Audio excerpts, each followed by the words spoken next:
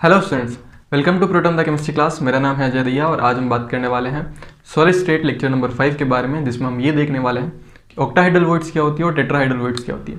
FCC के अंदर और एचसीपी के अंदर कितनी टाइप की हमें या फिर कितनी octahedral voids per unit cell हमें देखने को मिलती है। फिर हम नेक्स्ट मूव करने वाले हैं लिमिटेड या फिर लिमिटिंग रेडियस रेशियो के बारे में कि लिमिटिंग रेडियस रेशियो क्या होता है, किस तरीके से हम अलग अलग यूनिट सेल के अंदर फाइंड आउट कर सकते हैं LRR। ठीक है, लिमिटिंग रेडियस रेशियो को हम फाइंड आउट कर सकते हैं। लास्ट क्लास में हमने ये देखा था कि ऑक्टाहाइड्रल वॉइड जो होती है वो किस तरीके से जनरेट होती है।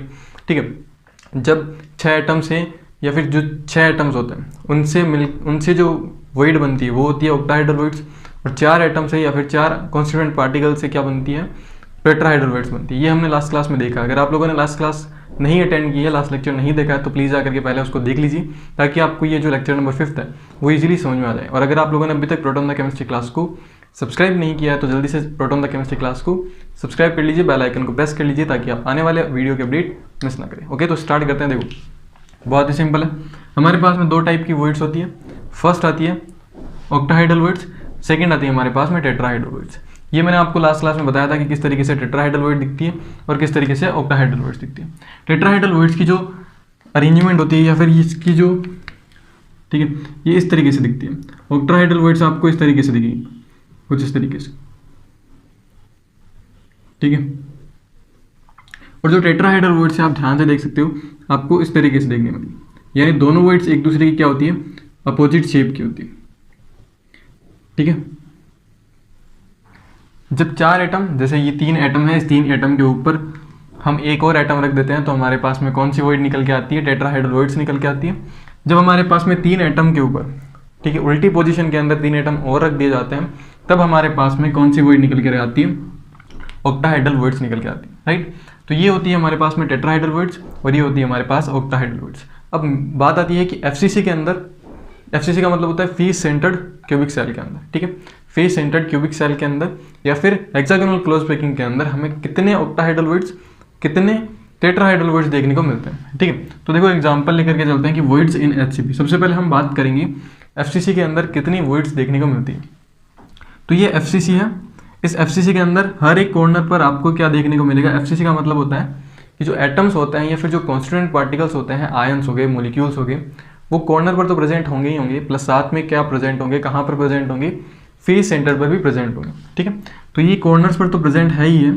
ठीक है, यहाँ पर ध्यान से देखना, जो रेड कलर के आपको सर्कल दिख रहे हैं, रेड कलर्स की बॉल दिख रही है, ये फेस सेंटर पर है। ठीक है, तो टोटल 6 बॉल्स हैं। जब इन 6 बॉल्स को हम एक दूसरे से कनेक्ट करते हैं, वैसे तो ये बहुत बड़ी बड़ी बॉल्स होती है, ठीक है, बड़े बड़े एटम्स होते हैं और एक दूसरे को आपस में टच किए होते हैं। ठीक है, डायग्राम में आपको छोटे छोटे दिख रहे हैं ताकि आप इजीली समझ सको। तो जब ये आपस में एक दूसरे से टच करती है तो इनके बीच में एक वॉइड बनती है, जिसको मैंने रेड कलर से मार्क किया है, उसको हम क्या नाम देते हैं, ऑक्टाहाइड्रल वॉइड्स। देखो इस तरीके का अरेंजमेंट होता है। हर एक कॉर्नर पर आपको एटम देखने को मिलेगा जो कि ब्लैक कलर का है। हर एक फेस सेंटर पर आपको क्या देखने को मिलेगा, एक एटम देखने को मिलेगा जो कि रेड कलर का। इन फेस सेंटर की वजह से जो वॉइड का फॉर्मेशन होता है, टोटल कितने एटम होते हैं, 6 एटम होते हैं। फेस टोटल 6 होते हैं, तो 6 ही क्या होंगे, एटम्स प्रेजेंट होंगे। और इनके अरेंजमेंट से, इनके जॉइंट होने से, इनके पास आने से या इनकी वजह से जो वॉइड बनती है उसको हम क्या नाम देते हैं, ऑक्टाहाइड्रल वॉइड्स देते हैं। ठीक है, अब हमें कैलकुलेट करना है कि ऑक्टाहाइड्रल वॉइड जो होती है एफसीसी के अंदर कितनी होती है। तो देखो, क्यूब सेंटर पर एक वॉइड बनेगी, उसका कॉन्ट्रीब्यूशन कितना रहेगा, 1 रहेगा। फेस सेंटर पर हमारे पास में 12 होगी और इसका कॉन्ट्रीब्यूशन 1/4 रहेगा, तो हमारे पास में 3 आ जाएगी। तो टोटल हम करेंगे तो कितनी वॉइड्स आ जाएगी, टोटल 4 ऑक्टाहाइड्रल वॉइड्स जो होगी पर यूनिट सेल हमें देखने को मिलेगी एफसीसी के अंदर। ठीक है, अगर आपको ये इतना समझ में नहीं आता है तो आप सीधा डायरेक्ट ये याद रख सकते हो, बहुत सी सिंपल सी ट्रिक है। देखो, ऑक्टाहाइड्रल वॉइड्स के अंदर अगर हम, या एफसीसी के अंदर हमें क्या निकालना है, एफसीसी के अंदर हमें ऑक्टाहाइड्रल वॉइड कैलकुलेट करनी है। तो उसके लिए आपको एफसीसी के लिए n की वैल्यू पता होनी चाहिए। ठीक है, एफसीसी के लिए n की वैल्यू का मतलब होता है number of atom per unit cell. n का मतलब क्या होता है, n का मतलब होता है number of atom per unit cell. ठीक है, n इज इक्वल टू क्या होता है, number of atom per unit cell. ठीक है, तो देखो एफसीसी के लिए number of atom per unit cell कितना होता है, 4 होता है। अगर आपको ऑक्टाहाइड्रल वॉइड कैलकुलेट करनी है तो किसके इक्वल होती है, n की वैल्यू के इक्वल होती है। एफसीसी के लिए ऑक्टाहाइड्रल वैल्यू ऑक्टाहेड्रल जो वैल्यू होगी वो किसके इक्वल होगी, n की वैल्यू के इक्वल होगी। तो टोटल n की वैल्यू FCC के लिए कितनी होती है, 4 होती है। तो इसके अंदर ऑक्टाहेड्रल वॉइड भी कितनी हो जाएगी, 4 octahedral void per unit cell. ठीक है, तो सिंपल है, आपको इतना नहीं करना पड़ेगा, आपको ये याद नहीं रखना पड़ेगा कि सेंटर क्यूब सेंटर पर कितना है, फीस सेंटर पर कितना है, इसका कॉन्ट्रीब्यूशन कितना रहेगा, आपको ये याद नहीं रखना है।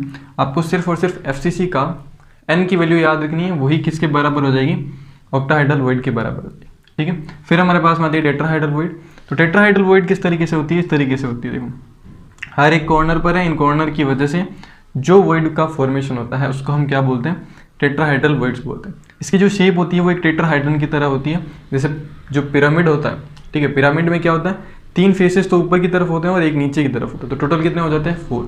ठीक है, जैसे मीथेन का टेट्राहाइड्रल ज्योमेट्री बनती है, वैसे ही इस तरीके से इनकी ज्योमेट्री बनती है, और इसकी वजह से जो बनने वाली वॉइड है उसी को हमने क्या नाम दे दिया, टेट्राहाइड्रल वॉइड नाम दे दिया। ये कब बनती है, जब 3 एटम के ऊपर हम एक एटम रख देते हैं तो हमारे पास में टेट्राहाइड्रल वॉइड जो होती है वो जनरेट हो जाती है। ठीक है, इसके लिए आपको क्या करना होता है, ये कुछ चीज़ें हैं, इन्फॉर्मेशन है, वो आपको याद रखनी पड़ेगी। नहीं याद रहती तो कोई दिक्कत वाली बात नहीं है। ठीक है, distance between corner and tetrahedral void. Tetrahedral void और कॉर्नर के बीच की जो डिस्टेंस रहेगी वो कितनी रहेगी, √3a/4 रहती है। फिर ये फर्स्ट पॉइंट हो गया। सेकंड पॉइंट हमारे पास में है distance between 2 tetrahedral void at cube centre diagonal. ठीक है, जो क्यूब सेंटर का डायगोनल है, यहाँ से लेकर के यहाँ तक का जो क्यूब सेंटर का डायगोनल है, ठीक है, वहाँ जो 2 टेट्राहाइड्रल वॉइड्स प्रेजेंट होंगी उसके बीच की डिस्टेंस कितनी होगी। अगर यहाँ से इतनी √3a/4 है तो इसको हम क्या कर देंगे, डिवाइड बाई 2 कर देंगे, तो हमारे पास में क्या आ जाएगा, √3a/2 आ जाएगा। ठीक है, फिर देखो हमें निकालना है टेट्राहाइड्रल वॉइड्स के अंदर, टेट्राहाइड्रल वॉइड्स निकालनी है किसके अंदर, FCC और CCP के अंदर। तो देखो इसमें हम इस तरीके से कर सकते हैं कि जो एक जो सेंटर डायगोनल होता है क्यूब का, ठीक है, इसका एक जो सेंटर, इसमें 2 डायगोनल होते हैं। स्टार्टिंग में मैंने आपको बताया था जब हमने क्यूब के बारे में स्टडी की थी, इसमें 2 टाइप के होते हैं, एक तो होता है फेस सेंटर डायगोनल और एक होता है क्यूब सेंटर डायगोनल।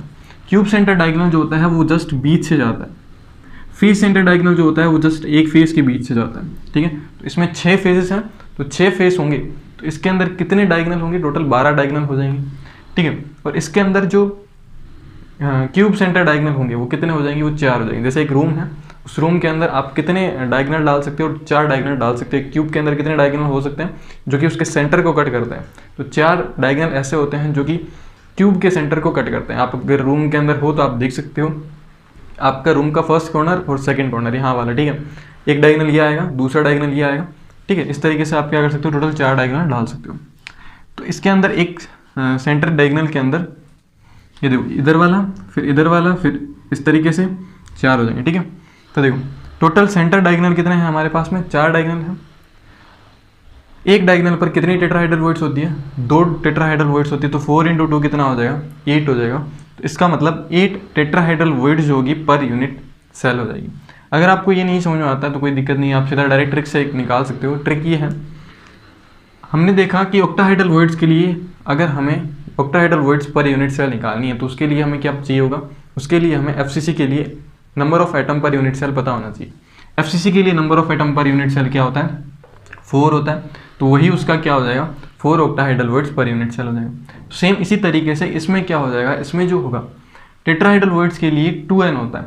क्या होता है, टेट्राहाइड्रल वॉइड्स के लिए 2n होता है, ऑक्टाहाइड्रल वॉइड्स के लिए n होता है। तो टेट्राहाइड्रल वॉइड्स के लिए क्या आ जाएगा, 2 × n। n का मतलब क्या होता है, n का मतलब होता है number of atom per unit cell.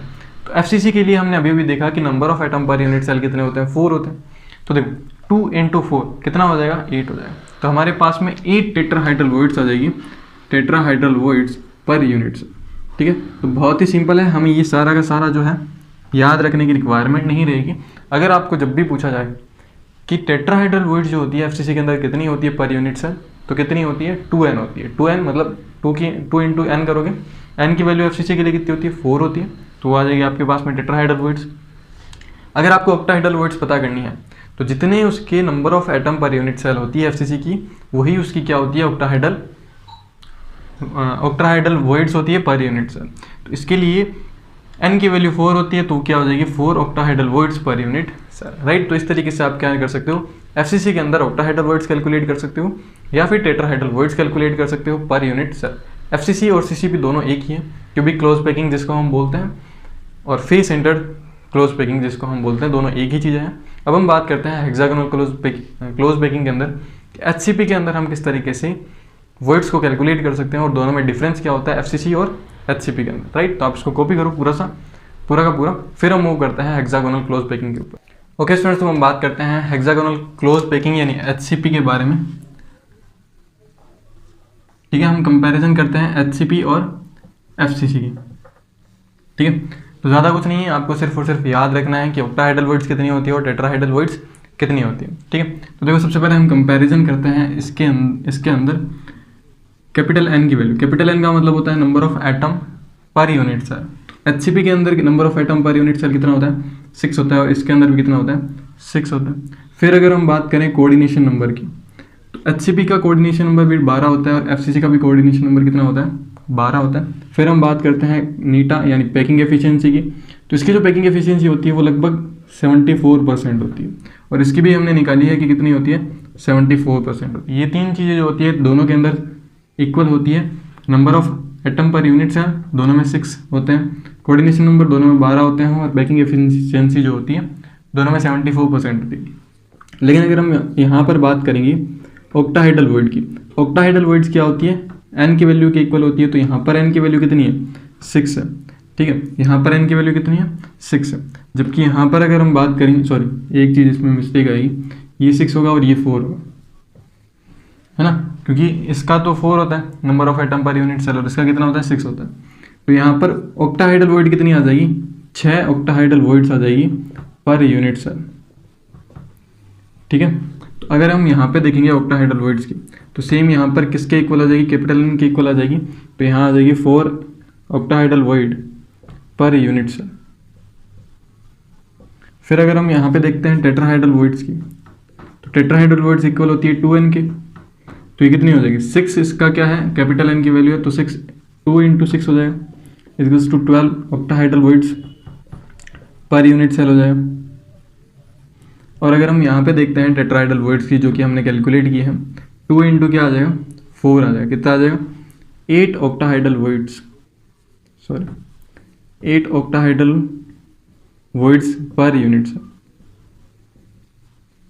ठीक है, तो इस तरीके से आपको एफसीसी के अंदर और एचसीपी के अंदर ऑक्टाहेड्रल वॉइड्स और टेट्राहेड्रल वॉइड्स कैलकुलेट करना आना चाहिए। बहुत ही सिंपल सी ट्रिक है। अगर आपको ऑक्टाहेड्रल वॉइड्स कैलकुलेट करनी है एचसीपी और एफसीसी के अंदर, तो उसका मतलब ऑक्टाहेड्रल वॉइड्स किसके इक्वल हो जाएगी कैपिटल एन के इक्वल हो जाएगी। और कैपिटल एन क्या होता है कैपिटल एन होता है number of atom per unit cell. ठीक है, तो जितने number of atom per unit cell HCP के अंदर है या फिर एफसीसी के अंदर है, वही उसका क्या हो जाता है octahedral voids per unit cell हो जाती है। और अगर हमें टेट्राहेड्रल वॉइड्स निकालनी है तो वो किसके इक्वल हो जाती है, वो डबल हो जाती है एन के। ठीक है, तो जितने एन आपके पास में एफसीसी के हैं या फिर एचसीपी के हैं, ठीक है, तो उसको आप 2 से मल्टीप्लाई कर देना, तो आपके पास में क्या आ जाएगी टेट्राहेड्रल वॉइड्स आ जाएगी, राइट। तो इस तरीके से आप निकाल सकते हो। पैकिंग एफिशिएंसी दोनों के अंदर 74% होती है, कोऑर्डिनेशन नंबर भी दोनों के क्या होते हैं इक्वल होते हैं 12 होता है, राइट। तो इस तरीके से एचसीपी और एफसीसी के अंदर ये कंपैरिजन होता है। अब हम मूव करते हैं लिमिटिंग रेडियस रेशियो के बारे में, जिसको हम शॉर्ट में बोलेंगे LRR।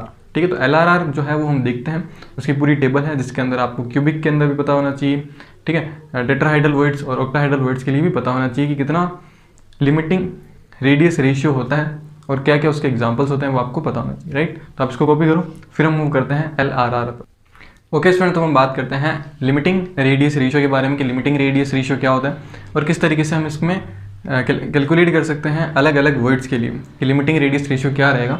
जनरली मैंने आपको बताया था कि जो वर्ड्स होती हैं वो छोटी साइज़ की होती है, इसीलिए जो कैटायंस होते हैं वो किसके अंदर एंटर करते हैं वर्ड्स के अंदर रखे जाते हैं। और जो एनायंस होते हैं जनरली उनका साइज़ क्या होता है, जनरली उनका साइज़ बड़ा होता है, इसीलिए हम उनको एज एटम के ऊपर रखते हैं। ठीक है, तो वर्ड्स के अंदर हमारे पास में कैटायंस होंगे और इस कैटायंस को कौन सराउंड करेगा, उन कैटायंस को सराउंड करेगा एनायंस। ठीक है, और एनायंस को कौन सराउंड करेगा, कैटायंस सराउंड करेगा। ठीक है, तो देखो सबसे पहले हम देखते हैं लिमिटिंग रेडियस रेशियो के अंदर सबसे पहला जो आता है वो आता है हमारे पास ट्राइगोनल वॉइड्स। ट्राइगोनल वॉइड, तो देखो ट्राइगोनल वॉइड्स क्या होती है और किस तरीके से हम इसको कैलकुलेट कर सकते हैं। सबसे पहले हम ये देखते हैं कि लिमिटिंग रेडियस रेशियो होता क्या है। लिमिटिंग रेडियस रेशियो होता है आपके पास में R+ डिवाइडेड बाई R-। ठीक है, generally radius of cation divide by आप क्या करोगे, रेडियस ऑफ एनायन करोगे, तो हमारे पास में क्या आ जाएगा, लिमिटिंग रेडियस रेशियो आ जाएगा। या फिर जनरली इसको कई बार हम इस तरीके से भी लिखते हैं कि जो आर इम्प्योरिटी होती है डिवाइडेड बाय करोगे आर एटम, यानी radius of impurities divided by क्या करोगे आप, रेडियस ऑफ एटम कर दोगे, तो हमारे पास में उस वर्ड्स के लिए क्या आ जाएगी, हमारे पास में लिमिटिंग रेडियस रेशियो आ जाएगी। ठीक है, तो सबसे पहले हम देखते हैं ट्राइगोनल के अंदर। तो ट्राइगोनल कुछ इस तरीके से होता है, ये इस तरीके से। ठीक है, अब देखो जनरली मैंने आपको बताया कि कैटायंस जो होते हैं वो छोटे होते हैं, इसीलिए हमेशा कहाँ प्रेजेंट होते हैं, वॉइड्स में प्रेजेंट होते हैं, और जो एनायंस होते हैं वो क्या होते हैं, बड़े होते हैं। ठीक है, तो एनायंस को कौन सराउंड करता है, सॉरी कैटायन को कौन सराउंड करता है, एनायन सराउंड करता है। ठीक है, तो अगर हम इन तीनों को एक साथ कनेक्ट कर देते हैं, इन तीनों बड़े बड़े सर्कल्स को, तो हमें एक ट्राइंगल देखने को मिलता है इस तरीके से, ये हमें ट्राइंगल देखने को मिलेगा। और अगर हम इसको, ये जो कैटायनिक पार्ट है, इसको अगर हम यहाँ से देखते हैं तो हमें एक और ट्राइंगल देखने को मिलता है जो कि कुछ इस तरीके से होता है। ठीक है, यहाँ पर कौन सा पार्ट है, यहाँ पर कैटायनिक पार्ट है, यहाँ पर भी एनायनिक पार्ट है, और यहाँ पर भी एनायनिक पार्ट है। ठीक है, इसको हम नाम देते हैं O, इसको हम नाम देते हैं A, और इसको हम नाम देते हैं B। ठीक है, तो हमारे पास में ट्राइंगल आ जाता है, ट्राइंगल OAB। ठीक, अब देखो इसके अंदर अगर हम देखें तो हमारे पास में ट्राइंगल कौन सा है, OAB हमारे पास में ट्राइंगल है। तो इसमें हम क्या कर सकते हैं, cos 30 की वैल्यू लेके आते हैं। तो देखो cos थीटा की वैल्यू क्या होती है, cos थीटा की वैल्यू होती है perpendicular hypotenuse base divided by होता है हाइपोटेनस और बेस। ठीक है, ये एक ट्रिक होती है जिससे आप क्या निकाल सकते हो, साइन cos थीटा और tan की वैल्यू निकाल सकते हो। ये साइन के लिए हो जाएगी perpendicular upon hypotenuse, sorry PBP। ठीक है, तो परपेंडिकुलर अपॉन हाइपोटेनस हो जाएगा साइन के लिए, 20 के लिए, सॉरी cos के लिए होता है 20 अपॉन हाइपोटेनस, और tan के लिए होता है परपेंडिकुलर अपॉन 20। ठीक है, इस तरीके से हम क्या निकाल सकते हैं, tan की वैल्यू निकाल सकते हैं आप लोग, सॉरी cos की वैल्यू निकाल सकते हैं। ट्रिग्नोमेट्री में आप लोगों ने पढ़ा होगा, ये एक ट्रिक होती है। PBP का मतलब होता है पाकिस्तान भूखा पैसा, HHB का मतलब होता है हिंदुस्तान हरा भरा। ठीक है, ये तो छोटी सी ट्रिक होती है, अगर आप लोगों ने ट्रिग्नोमेट्री में नहीं पढ़ी तो आप इसको याद रखना। अब देखो इसमें किस तरीके से कर सकते हैं, cos थीटा की वैल्यू हमारे पास में क्या आ जाएगी, इस ट्राइंगल से हमारे पास में आएगी 20 होता है OB डिवाइडेड बाय हाइपोटेनस क्या हो जाएगा हमारे पास में, हाइपोटेनस हो जाएगा EB। ठीक है, और ये हो जाएगा आपका परपेंडिकुलर। ठीक है, आपको ट्राइंगल तो पता ही है कि उसके अंदर 20 होता है, हाइपोटेनस होता है और परपेंडिकुलर होता है। cos 30 की वैल्यू क्या होती है, cos 30 की वैल्यू होती है √3/2। तो ये क्या हो जाएगा, देखो किस तरीके से होती है, साइन की वैल्यू हमारे पास में क्या होती है, 0, 30, 45, 60 और 90, ये वैल्यू होती है ऑलमोस्ट। तो ये होती है 0, 1/2, √2, √3/2, और ये हो जाएगी 1। तो ये हो जाएगी 1, √3/2, ये हो जाएगी 1/√2, ये हो जाएगी 1/2, और ये हो जाएगी 0। इस तरीके से आप साइन की, ये साइन की होगी और ये कॉस की होगी। ठीक है, अगर आपको नहीं याद है। OB हमारे पास में हो जाएगा R minus radius of R minus, ये हो जाएगी, ये OB हो जाएगा। ठीक है, OB। फिर हमारे पास में AB जो होगा ये हो जाएगा, AB के अंदर हमारे पास में कैटायनिक पार्ट भी है और एनायनिक पार्ट भी है। तो हमारे पास में क्या हो जाएगा, R minus plus R plus, क्योंकि हमारे पास में दोनों रेडियस है तो ये हमारे पास में क्या हो जाएगी, radius of cation plus radius of anion हो जाएगा। ठीक है, अगर हम इसको इस साइड लेके आते हैं तो ये हो जाएगी √3 ब्रैकेट में क्या आ जाएगा, R minus plus R plus divided by क्या आ जाएगा, 2 इज इक्वल टू क्या आ जाएगा, R माइनस। इसको हम इस साइड लेके जाएंगे तो ये आ जाएगा √3 R minus plus R plus bracket close is equal to क्या आ जाएगा, 2R माइनस। अब हम इस √3 को मल्टीप्लाई करेंगे तो हमारे पास में क्या आ जाएगा, √3R minus plus √3R plus is equal to क्या आ जाएगा, 2R माइनस। ठीक है, अब माइनस माइनस को हम एक साइड रखेंगे, प्लस को एक साइड रखेंगे। तो देखो अगर हम इस माइनस को इस साइड लेके जाते हैं तो ये प्लस का है तो इस साइड माइनस का आ जाएगा। तो √3R plus is equal to कितना आ जाएगा, 2R माइनस, माइनस का हो जाएगा √3R माइनस। ठीक है, ये हो जाएगा। इसमें से हम R माइनस को कॉमन ले लेते हैं तो √3R plus is equal to कितना आ जाएगा, 2 माइनस √3। आर माइनस कॉमन आ जाएगा, ठीक है। अब देखो इसको हम इस साइड लेके आते हैं और इसको हम इस साइड लेके आते हैं, तो are plus divided by are minus, जो कि हमने लिखा था कि लिमिटिंग रेडियस रेशियो क्या होता है, r plus divided by are minus होता है। तो हम यहाँ पे क्या लिखेंगे, 2 माइनस रूट 3 डिवाइडेड बाई क्या हो जाएगा, रूट 3 हो जाएगा, ठीक है, ये हो जाएगा। तो हमारे पास में टोटल वैल्यू कितनी आ जाएगी जब आप इसको माइनस करोगे, ठीक है। तो ऑलमोस्ट वैल्यू कितनी होती है, इसकी वैल्यू आ जाएगी जो आर प्लस अपॉन में आर माइनस की वैल्यू आएगी वो आएगी 0.153 के आसपास, ठीक है। 153 के रेंज के अंदर होती है ये आर प्लस और आर माइनस, यानी limiting radius ratio for trigonal voids के लिए कितनी होती है, इतना रेंज होती है 0.153 से, 0 से लेकर 0.153 तक इसकी रेंज रहती है, राइट। तो इस तरीके से आप ट्राइगोनल वॉइड्स के अंदर r plus divided by are minus का रेशियो कैलकुलेट कर सकते हो, कितना आता है, 0. आपको याद रखना है 0.153 आता है, राइट। तो आप इसको कॉपी करो। फिर हम नेक्स्ट मूव करते हैं टेट्राहेड्रल वॉइड्स के बारे में। ओके, तो हम बात करते हैं टेट्राहेड्रल वॉइड्स के बारे में। Second, tetrahedral void. तो देखो टेट्राहेड्रल वॉइड्स किस तरीके से बनती है। टेट्राहेड्रल वॉइड बनती है आपकी कुछ इस तरीके से, ठीक है। ये जो बीच में आपको गैप दिख रहा है,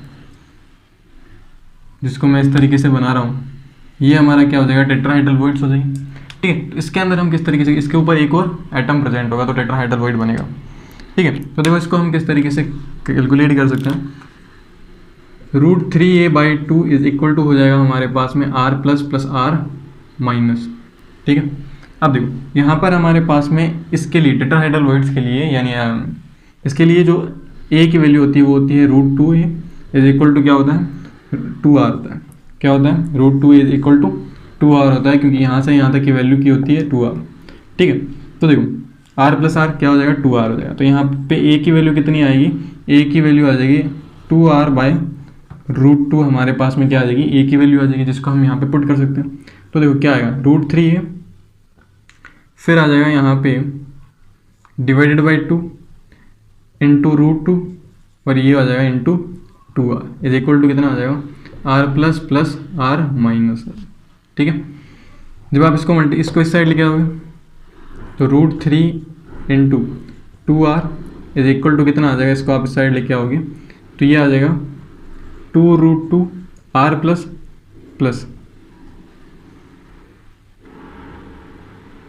2√2 r माइनस आ जाएगा, ठीक है, इस तरीके से। और ये होगा माइनस का। अब आपको क्या करना है, माइनस का एक साइड लेके जाना है और प्लस का एक साइड लेके आना है। तो ये माइनस का है, ये प्लस का है, तो इस साइड ला जाएगा। तो √3 into 2r minus plus, sorry ये आ जाएगा माइनस का, minus 2√2 r minus is equal to कितना आ जाएगा, 2√2 r प्लस आ जाएगा, ठीक है। अब हमें क्या करना है, अब हम इसको माइनस करेंगे और जो भी वैल्यू आएगी तो हमारे पास में r plus divided by r minus की वैल्यू आ जाएगी 0.225। आप इसको माइनस करके देख लेना कितना आएगा, आपको कॉमन लेना पड़ेगा, ठीक है। आगे की मैथमेटिक कैलकुलेशन है। देखो आप इसको किस तरीके से करोगे, इन दोनों को जब माइनस करोगे तो आपके पास में r की वैल्यू आ जाएगी, ठीक है। फिर जो r की वैल्यू आती है, इसको इस वैल्यू को आपको डिवाइड में लाना है, तो आपके पास में r की वैल्यू डिवाइड बाय ये वैल्यू आ जाएगी। फिर आपको r की वैल्यू को उस साइड लेके जाना है, तो r plus divide by r की वैल्यू आ जाएगी, r माइनस की वैल्यू, और यहाँ पे जो वैल्यू आएगी, जब आप इन दोनों को मल्टीप्लाई डिवाइड करोगे तो आपके पास में r plus divided by r minus की जो वैल्यू आएगी वो कितनी आएगी, 0.225 आएगी, ठीक है। तो इस रेंज की होती है इसके अंदर LR, किसके अंदर, टेट्राहेड्रल वॉइड्स के अंदर, राइट। तो आप इसको कॉपी करो। फिर हम मूव करते हैं नेक्स्ट ऑक्टाहेड्रल वॉइड्स के बारे में। ओके स्टूडेंट, तो हम बात करते हैं ऑक्टाहेड्रल वॉइड्स के लिए। तो देखो ऑक्टाहेड्रल वॉइड्स में किस तरीके से आती है, third number octahedral void. Octahedral void कुछ इस तरीके से बनती है। ये हमारे पास में 4 एनायंस होते हैं और इन 4 एनायंस के बीच में आपको मिलेगा एक कैटायनिक पार्ट मिलेगा। जब आप इनको अटैच करोगे तो आपको एक स्क्वायर मिलेगा कुछ इस तरीके से, और इस स्क्वायर के अंदर अगर आप देखोगे ध्यान से तो आपको एक ट्राइंगल भी देखने को मिलेगा इस तरीके से। तो कुछ एक ऐसा ट्राइंगल आपको वापस से देखने को मिलेगा, और इसके अंदर हम इसकी नंबरिंग करते हैं इसको हम लिख देते हैं ए और इसको हम लिख देते हैं बी, जैसा कि हमने ट्राइगोनल में किया था। ये होता है प्लस, ये माइनस का, ये भी क्या आ जाएगा, माइनस का आ जाएगा। यहाँ पे अब जो एंगल होगा कितना होगा, 45 डिग्री का होगा। तो हम यहाँ पे लेते हैं एंगल या फिर ट्राइंगल हो जाएगा हमारे पास में ओ ए बी। यहाँ पे हम लेंगे कोस 45 और इसका हमने लिखा था ओ बी डिवाइडेड बाई क्या होता है, ए बी होता है। ठीक है, कोस 45 होता है 1/√2 इक्वल किसके आ जाएगा, ओ बी क्या होगा आपका r minus divide by a b क्या हो जाएगा r plus plus r minus. इसको आप इस साइड लेके जाओगे तो आपके पास में क्या आ जाएगा r plus plus r minus divide by √2 आ जाएगा इज इक्वल टू क्या आ जाएगा आर माइनस। आप इसको इस साइड लेके जाओगे r plus plus r minus is equal to कितना आ जाएगा √2 आर माइनस। अब आपको आर माइनस क्या करना है, एक साइड करना है। तो आप इसको क्या करोगे, इस साइड लेके जाओगे तो are plus is equal to कितना आ जाएगा √2 r minus minus r minus. आप इसमें से आर माइनस को कॉमन करोगे लोगे तो आपके पास में क्या आ जाएगा, आर माइनस कॉमन आ जाएगा √2 माइनस 1 आ जाएगा। ठीक है, अब आप इसको क्या करोगे, ये मल्टीप्लाई में तो यहाँ पे डिवाइड में आ जाएगा r plus divided by are minus is equal to कितना आ जाएगा आपके पास √2 माइनस 1। ये आ जाएगा आपके पास में r plus divided by are minus की वैल्यू। जब आप इसको माइनस करोगे तो आपके पास में r plus divided by are minus की वैल्यू आएगी लगभग 0.414 के आसपास। तो इसके लिए जो रेंज होगी वो कितनी होगी, 0.141 तक रहेगी। ठीक है, हमने ट्राइगोनल में कितना देखा था, आपको कुछ एक याद रखना है। ट्राइगोनल में हमने देखा था लगभग 0.513 या फिर 153 देखा था, 513 के आसपास देखा था। फिर हमने देखा था यहाँ पे टेट्राहाइड्रल के लिए, टेट्राहाइड्रल के लिए कितना देखा था, 0.212 के आसपास देखा होगा। फिर हमने देखा था यहाँ पे टेट्राहाइड्रल के लिए, सॉरी ऑक्टाहाइड्रल के लिए, टेट्राहाइड्रल तो हमने देख लिया, ऑक्टाहाइड्रल इसके लिए आ जाएगा 0.414 के आसपास। ठीक है, तो ये वैल्यू जो होती है ये ऊपर नीचे हो सकती है, आप इसको देख लेना जो हमने पीछे किया था। ठीक है, जो भी कैलकुलेशन है अगर इसमें थोड़ा बहुत चेंज है तो आप इसको नोट कर लेना। ठीक है, तो ये आपको वैल्यू याद रखनी होती है टेट्राहाइड्रल, ऑक्टाहाइड्रल और ट्राइगोनल के लिए, राइट। आप इसको कॉपी करो, फिर एक टेबल है उस टेबल को आपको बनाना है। उस टेबल से आप आर ये जो लिमिटिंग रेडियस रेशियो है उसको भी याद कर सकते हो, उसके एग्जांपल्स भी याद कर सकते हो, उनके लिए कोऑर्डिनेशन नंबर कितने होते हैं वो भी आप कैलकुलेट कर सकते हो, राइट। तो उस टेबल को देखते हैं, पहले आप इसको कॉपी करो।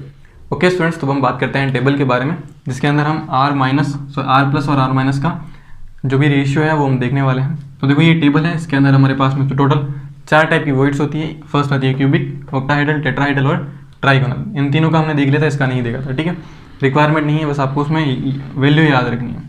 तो जो क्यूबिक वॉइड होती है उसके अंदर जो वैल्यू होती है आर प्लस और आर माइनस की जो रेशियो होता है वो ज़्यादा होता है किससे, 0.732 से ज़्यादा होता है। ठीक है, इसका जो कोऑर्डिनेशन नंबर होता है 8 होता है। अब देखना इसमें वॉइड्स में कोऑर्डिनेशन नंबर इस तरीके से चेंज होता है।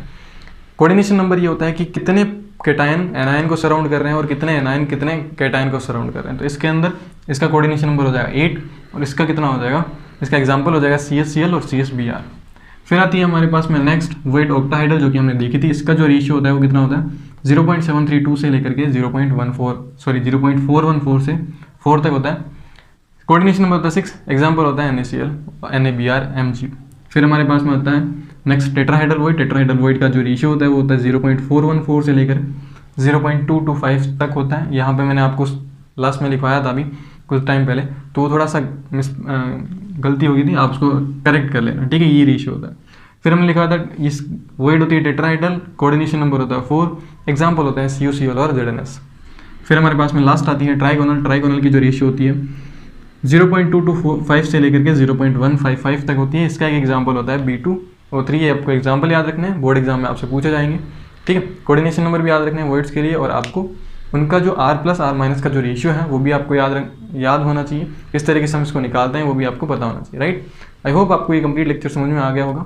कोई भी डाउट रहता है तो आप उसको नीचे कमेंट में लिख सकते हो, अदरवाइज आप मुझे व्हाट्सअप भी कर सकते हो या फिर इंस्टाग्राम पर DM भी कर सकते हो। सारी डिटेल आपको डिस्क्रिप्शन में मिलेगी, आप जाकर के देख सकते हो। और अगर आप लोगों ने अभी तक प्रोटॉन द केमिस्ट्री क्लास को सब्सक्राइब नहीं किया है तो प्लीज़ जाकर के प्रोटॉन द केमिस्ट्री क्लास को सब्सक्राइब कर लीजिए। पास में जो बेल आइकन है उसको प्रेस कर लीजिए ताकि जो नेक्स्ट लेक्चर अपलोड होगा वो आपको मिस ना हो, जल्दी से जल्दी उसका नोटिफिकेशन मिले और आप उसको अटेंड करो, राइट। मिलते हैं नेक्स्ट क्लास के अंदर, तब तक के लिए गुड बाय।